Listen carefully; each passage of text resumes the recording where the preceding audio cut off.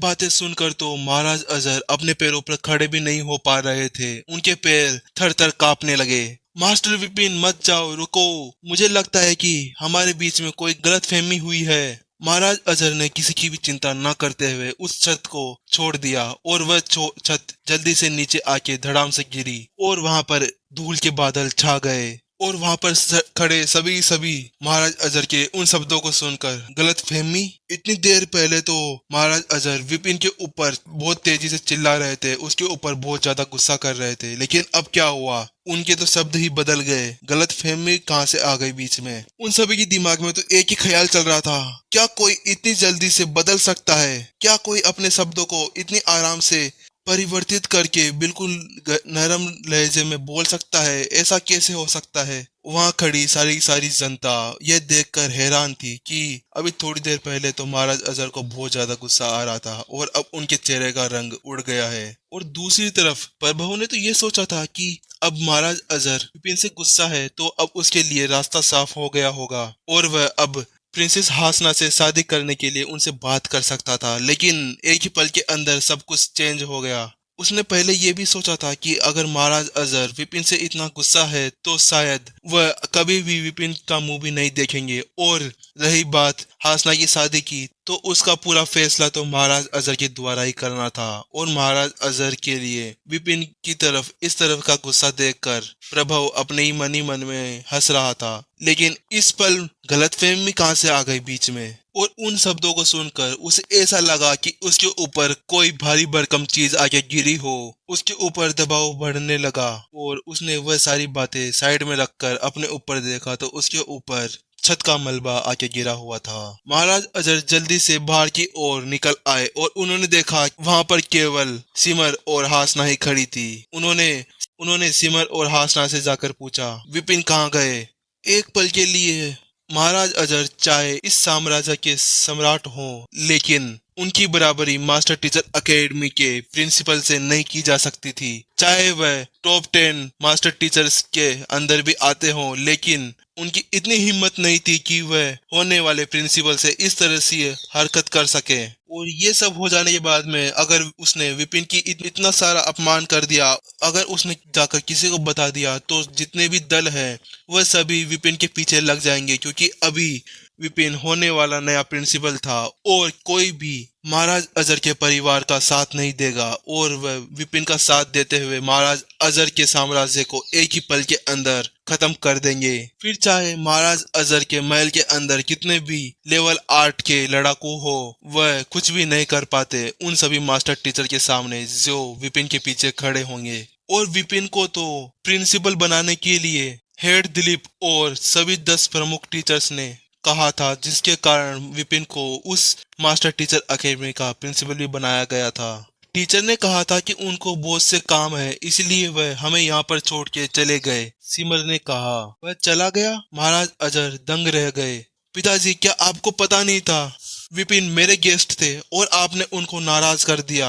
हासना ने गुस्से से अपने पिताजी से सवाल किया। वह अब विपिन की इतनी ज्यादा इंसल्ट बर्दाश्त नहीं कर सकती थी। हो सकता है कि वहां पर मौजूद सभी लोगों को ये पता नहीं हो कि वहां पर चल क्या रहा था, लेकिन एक प्रतिभाशाली लड़ाकू के रूप में हासना बता सकती थी कि विपिन के ऊपर पहला अटैक किसने किया था। उसने साफ साफ देखा था कि म्यूजिशियन जोया ने ही पहला अटैक किया था, क्योंकि हासना भी एक एक आत्मा की ट्रेनिंग करने वाली लड़ाकू थी, इसलिए उसे इन सभी बातों का पता था। और विपिन ने केवल अपने गुस्से में आकर अपने सामने वाले को जवाबी हमला किया था, तो इसमें उसकी क्या गलती थी? पिताजी आप ही बताइए। और हासना को पूरी तरह से पता था कि कोई भी यहाँ पर आकर हासना के मेहमानों के ऊपर हमला नहीं कर सकता था जब तक महाराज की परमिशन नहीं मिले। महाराज अजहर कुछ बोल नहीं पा रहे थे, वह कुछ समझ नहीं पा रहे थे कि वह अपनी बेटी को कैसे समझाए कि वह विपिन की परीक्षा लेना चाह रहे थे, क्योंकि उनको शक था कि विपिन एक आत्मज्ञानियों से मिला हुआ है। फिर थोड़ी देर की सोच विचार के बाद में महाराज अजहर ने फैसला किया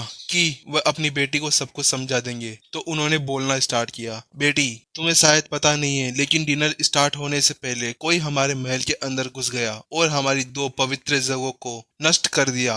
और उस हॉल के अंदर, जिस हॉल के अंदर तुम लोग सभी आत्मा की ट्रेनिंग करते हो, उस हॉल के अंदर की सारी ऊर्जा को सोख लिया है और वहाँ की मूर्तियों को भी पूरी तरह से नष्ट कर दिया है जो हमारे पूर्वजों द्वारा बनाई गई थी। और हमें शक था कि ये सारा काम विपिन के द्वारा किया गया है, इसीलिए मैंने म्यूजिशियन जोया को बोला था कि वह विपिन की जांच करे कि वह आत्मज्ञानी है कि नहीं, क्योंकि उस हॉल के अंदर घुसने वाला कोई और नहीं, एक आत्मा थी। ये तो इम्पॉसिबल है, क्योंकि जब से टीचर आए थे वो मेरे साथ ही बैठे थे और वह तो कहीं पे गए भी नहीं थे। कैसे हो सकता है कि उन्होंने आपके सभी जगहों को नष्ट कर दिया हो? सिमर ने सिर हिलाते हुए कहा। लेकिन तुम लोग समझने की कोशिश नहीं कर रहे हो, जो वहां पर तोड़फोड़ की गई थी वह किसी आत्मा के द्वारा की गई थी, ना कि एक ह्यूमन बॉडी के साथ में। क्या तुमने देखा नहीं था, तुमने नोटिस नहीं किया था कि विपिन जब आया था तो वह बहुत ज्यादा परेशान लग रहा था? अजर ने पूछा। वह परेशान इसलिए था क्योंकि उसको पता नहीं था कि आज मेरा जन्मदिन है और वह मेरे लिए कोई गिफ्ट भी नहीं लेके आया था। और आप बोल रहे हो ना कि वह बहुत समय से हॉल के अंदर ऐसे ही बैठा हुआ था, तो वो मेरे लिए एक आत्मा टेक्निक बना रहा था जिससे मैं कल्टीवेशन कर सकूं। फिर भी आपने उन्हें इतना गलत समझ लिया।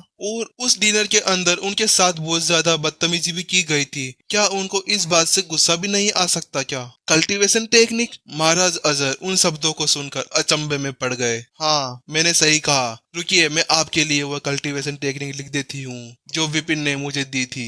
प्रिंसेस हासना ने अपनी स्टोरेज रिंग से एक ब्रश और एक किताब निकाली और उसने उसके अंदर थोड़े बहुत कल्टीवेशन टेक्निक्स लिख दी और उसने वह बुक अपने पिताजी को दे दी। बुक लेते ही महाराज अजर ने केवल उस बुक के कुछ ही पन्ने पढ़े थे। जैसे उन्होंने उन पन्नों को पढ़ा तो उनके तो तोते उड़ गए, क्योंकि उन्होंने ऐसी कल्टीवेशन टेक्निक कभी भी नहीं देखी थी। जो कल्टीवेशन टेक्निक उनके उन होल के अंदर लिखी हुई थी, जिन होलों को विपिन ने बर्बाद किया था, वह तो इसके सामने कुछ भी नहीं थी। क्या ये सारी टेक्निक्स विपिन ने बनाई है? महाराज अजर को विश्वास हो गया था कि वह विपिन नहीं था जिसने वहां पर तोड़फोड़ की थी, क्योंकि जो टेक्निक्स विपिन ने अभी लिखी थी वह टेक्निक्स उनकी परिवार की लिखी गई टेक्निक्स से बिल्कुल ही अलग थी। किताब पढ़ने के बाद में महाराज अजहर अपने आप को बहुत ज्यादा शर्मिंदा महसूस कर रहे थे। उनका चेहरा शर्मिंदगी से लाल हो गया। इतनी शक्तिशाली टेक्निक! जैसे जैसे महाराज अजहर उस टेक्निक को पढ़ते जा रहे थे वह अपने आप को पानी के अंदर डूबा हुआ महसूस कर रहे थे। उनको तो एक पल के लिए ऐसा लगा कि धरती फट जाए और वह उसके अंदर समा जाए। महाराज अजय ने उस बुक को पढ़ने के बाद में अपने बटलर की तरफ मुड़कर आज्ञा दी, रुद्र तुम जाओ जल्दी से, विपिन का जो घर टूटा था तुम उसको सही करवाओ। सबसे कुशल कारीगरों को लेकर जाओ तुम्हारे साथ में। हमारे परिवार के महल से भी अधिक सुंदर वह घर होना चाहिए। उस घर के अंदर थोड़ी सी भी कमी नहीं रहनी चाहिए। तुम्हें इस बात का पूरा ध्यान रखना है कि वह घर सुबह तक तैयार हो जाना चाहिए। महाराज अजर को पता था कि विपिन के घर को सही कराने में बहुत ज्यादा खर्चा आने वाला था, लेकिन वह खर्चे को ध्यान में नहीं रखते हुए उन्होंने केवल एक ही चीज सोची, उन्हें जल्दी से विपिन और उनके बीच के रिश्ते को सही करना होगा। इसीलिए उनके लिए वह सारा खर्चा कुछ भी नहीं था। अगर विपिन मान जाता है तो ठीक है महाराज। बूढ़े बटलर ने अपने महाराज की बात सुनकर हामी भरी और वह वहां से चला गया जल्दी से उस घर को बनाने के लिए। वही इन सभी ख्यालों से दूर विपिन आखिर लियुयान पीक पर पहुंच गया था। उस पीक के ऊपर एक ठंडक का माहौल बना हुआ था। वहां पर बहुत मोटी बर्फ की चादर बिछी हुई थी। वह उसी घर पर पहुंचा जहां पर वह पहली बार हीलियोबिस्ट से मिला था। मैंने विधि से कहा था कि 1 घंटे के अंदर आ जाना, और यहाँ पर देखो 1 घंटा होने में कुछ ही समय बाकी है और वो अभी तक भी यहाँ पर नहीं पहुंची। इन लड़कियों का कोई भरोसा नहीं है। इनको तो टाइम बताओ तो उस टाइम पर तो ये पहुंचती नहीं है, हमेशा लेट करवाती रहती है। फिर विपिन ने सोचा उन सबको तो बहुत टाइम लगने वाला है, उससे पहले मैं अपने क्लोन को लेवल 8 पर पहुंचाने में उसकी मदद कर देता हूँ। विपिन ने अपने क्लोन को बाहर निकाला और गुस्से से पूछा, तुमने वहां पर क्या किया था? तुम्हें पता है ना, तुमने इतना बड़ा तमाशा खड़ा कर दिया। मैंने केवल तुमसे मदद मांगी थी कि तुम वहां पर केवल थोड़े से मामले को संभाल लो, लेकिन तुमने तो वहां पर पूरे होल को ही खत्म कर दिया और उसको पूरी तरह से मिट्टी के अंदर मिला दिया। विपिन ने पूछा। पिछली बार विपिन ने अपने क्लोन को अपनी मदद करने के लिए बुलाया था ताकि वह वहां पर आके मास्टर टीचर अकेडमी के अंदर उन सभी टीचर्स के अंदर थोड़ा सा डर बिठाए और उस मामले को शांत करे जो मामला खड़ा हुआ था। लेकिन उसके क्लोन और घातक ने तो बहुत ज्यादा ही हंगामा पैदा कर दिया था। विपिन उस समय तो बात नहीं कर पाया जिस समय वह लोग वहां से गायब हुए थे, क्योंकि विपिन ने उन सबको अपने एंटाइव के अंदर रख लिया था। इसलिए क्लोन और उसके बीच का टेलीपैथी से बात करना मुश्किल था।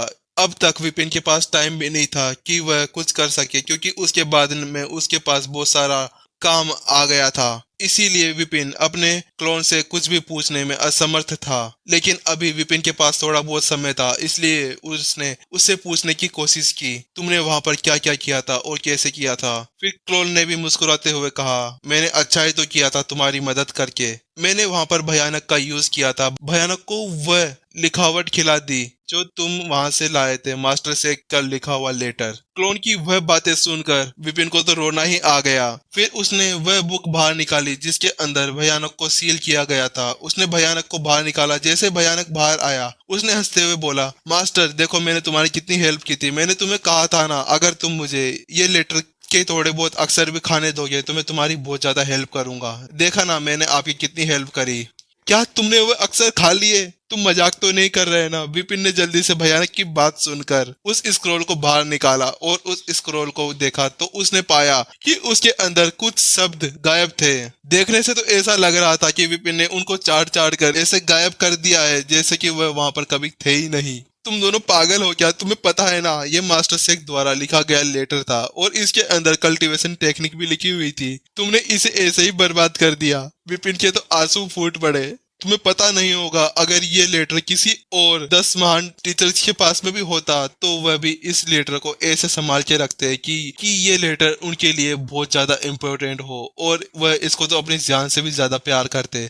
शायद ये भी हो सकता था कि वह अपने परिवार को इसे पुश्तैनी विरासत के तौर पर दे देते। और यहाँ पर देखो मेरे क्लोन को इस लेटर को कुछ भी नहीं समझकर भयानक को खाने के लिए दे दिया। अब नेक्स्ट टाइम वह मास्टर शेख से मिलेगा तो उन्हें क्या जवाब देगा? चलो जो हो गया सो हो गया। अब इसके अंदर वो कुछ कर भी नहीं सकता था। ये तो हो नहीं सकता था कि वह उन लेटर्स को वापस से भयानक के पेट के अंदर हाथ डालकर वापस से बाहर निकाल ले। और उन लेटर्स ने तो भयानक की हेल्प भी करी थी ताकि वह मेरी हेल्प कर सके उसकी आभा को छुपाने में, जो आभा उसकी थी। अगर उसकी आभा का पता सबको चल जाता तो विपिन का सारा राज बाहर निकल कर आ जाता। चलो जो हुआ सो हुआ। अब इसमें इन दोनों की कोई गलती भी तो नहीं थी, क्योंकि विपिन ने ही इनसे मदद मांगी थी कि वह उसकी जाके भी मदद करे। चलो छोड़ो जो हुआ, बाकी का काम तो हम बाद में संभाल लेंगे। और वैसे भी मेरे वो कल्टीवेशन टेक्निक इतनी काम की भी नहीं थी, क्योंकि उसके पास तो पहले से ही एक स्वर्ग की ध्यान टेक्निक थी जिसका यूज वह कर सकता था। फिर उस सबको साइड में रखते हुए विपिन ने भयानक को फिर से अपनी स्टोरेज रिंग के अंदर रख लिया और अपने क्लोन को लेवल 8 की साधना टेक्निक देकर उसको साइड में कर दिया। उसके पास कुछ समय और बचा था, क्योंकि अब तक भी विधि और बाकी के साथी नहीं आए थे। इसलिए विपिन ने अपनी पावर को टेस्ट करने का सोचा और उसने अपनी पावर चेक करी। उसके पास में एक ताकत नापने वाली दीवार भी थी। उसने उसके ऊपर जाकर एक पंच मारा। पहले उसने अपनी आत्मा की ताकत को चेक किया तो उसने देखा कि उसकी आत्मा की ताकत 20 करोड़ डिग तक पहुंच चुकी थी और उसकी पूरे आत्मा और शरीर की ताकत मिलाकर अब उसकी ताकत 50 करोड़ से ऊपर पहुंच चुकी थी। अब वह हाफ संत को भी आसानी से हरा सकता था, क्योंकि उसकी ताकत मिलाकर हाफ सन तक पहुंच चुकी थी। विपिन अपनी ताकत चेक करके फ्री हुआ ही था, उसने अचानक से अपने आसपास से एक बीस्ट की आवाज सुनी और उसे लगा कि विधि और उसके साथी आ गए हैं। इसलिए उसने जल्दी से अपने क्लोन को एंट हाइव के अंदर रख लिया और वह बाहर की तरफ चला गया। और बाहर जाने से पहले उसने अपने हीलियो बीस्ट को कॉटेज के अंदर ही छोड़